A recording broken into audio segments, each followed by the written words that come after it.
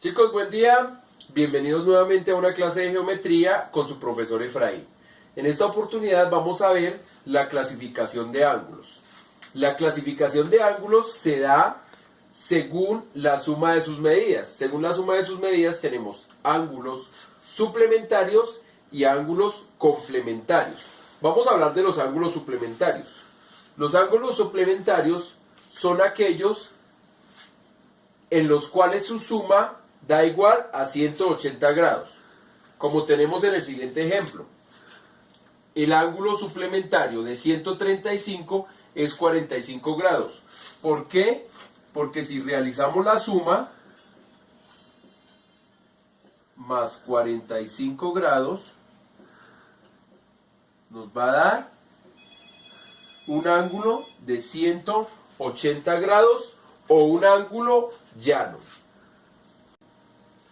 Tenemos también los ángulos complementarios. Dos ángulos son complementarios cuando la suma de sus ángulos es igual a 90 grados. Como podemos observar en este ejemplo, tenemos el vértice, tenemos nuestro primer ángulo entre la semirrecta A y la semirrecta C, que tiene 50 grados como valor, y el segundo ángulo entre la semirrecta C y la semirrecta B, que tiene 40 grados como valor. Entonces, 50 grados más 40 grados es igual a 90 grados. Son ángulos complementarios. Por otra parte, tenemos la clasificación de ángulos según su posición. El primero que tenemos acá es ángulos adyacentes. Los ángulos adyacentes son los ángulos que comparten el mismo vértice. Como podemos observar en el ejemplo, partimos del mismo vértice. Adicional, donde finaliza el lado donde finaliza el primer ángulo es el inicio del siguiente ángulo. Es decir, este lado donde finaliza el ángulo A es el inicio del ángulo B.